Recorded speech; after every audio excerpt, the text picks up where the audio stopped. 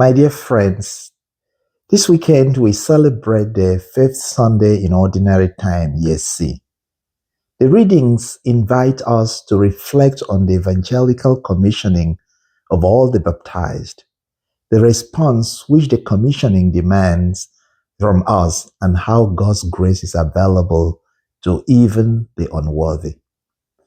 The first reading from the prophet Isaiah chapter 6 furnishes us with the context of the call of Isaiah as prophet of God. Although Isaiah's encounter with God in the temple took place after King Uzziah's death, his ministry had begun before this time.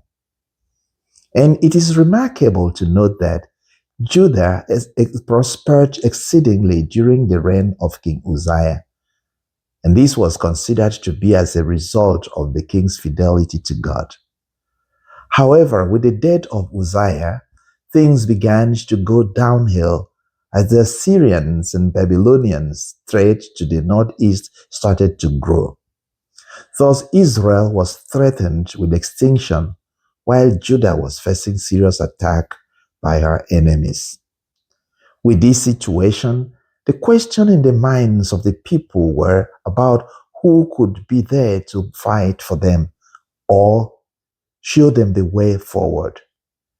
It was a good time for God to show up. Thus, God showed up to Isaiah in his vision.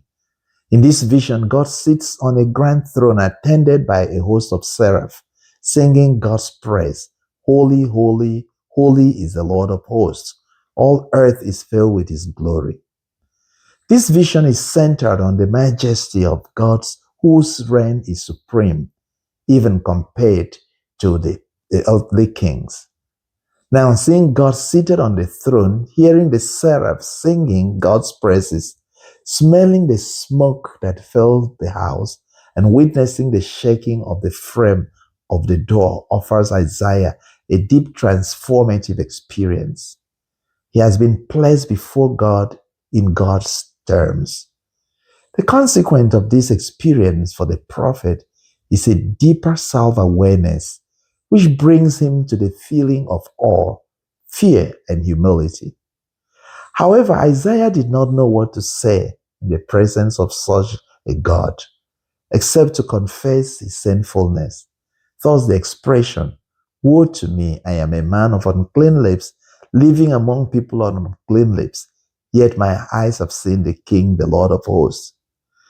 Notice that the uncleanness of Isaiah's personality does not prevent God from revealing himself to him. Instead, he is touched on the mouth with live coals for cleansing and commissioning.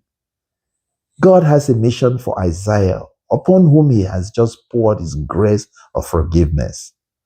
Thus, the double experience of God's majesty and redemption moves Isaiah to unimaginable obedience.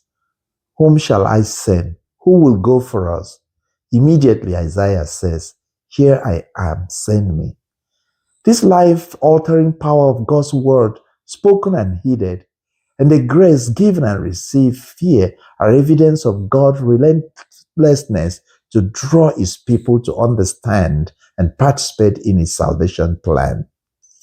It is this background then that helps us understand our gospel reading this weekend from the Gospel of Luke, chapter 5.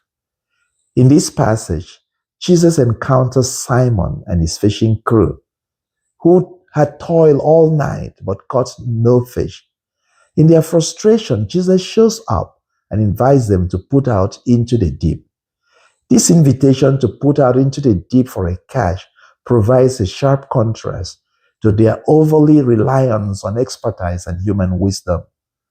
However, they obeyed, and the outcome was phenomenal.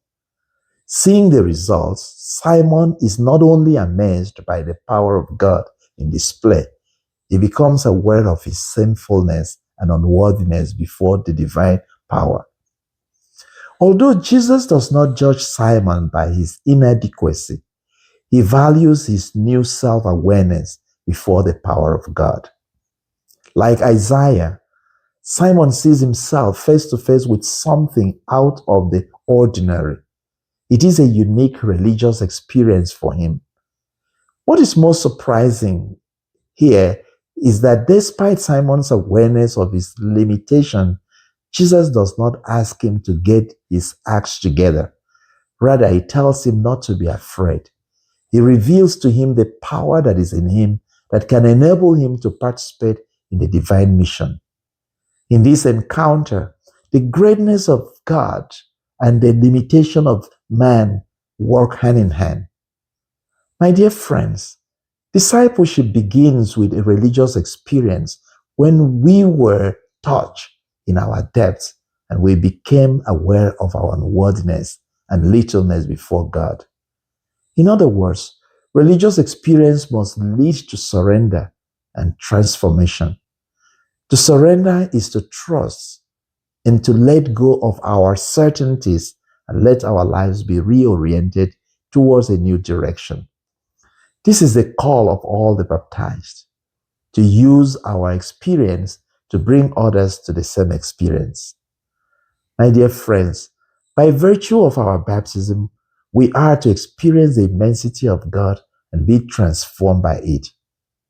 In our second reading from the first letter of St. Paul to the Corinthians, chapter 15, St. Paul declares that by God's grace, he, Paul, is what he is. This is to say, God did not choose us because of our qualification, but he qualified us and chose us and sent us to bear fruit that his grace may not be ineffective. Now, when was the last time you were amazed by a religious experience? For the gospel of Christ to find a voice in the 21st century, it must come from those who have been amazed by the immensity of God in their experience.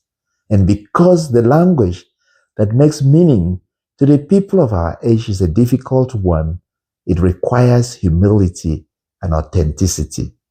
Therefore, if you are not yet caught by the immensity of God, you cannot be a fisher of men.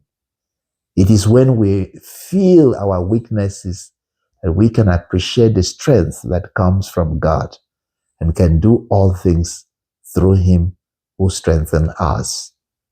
May God bless you.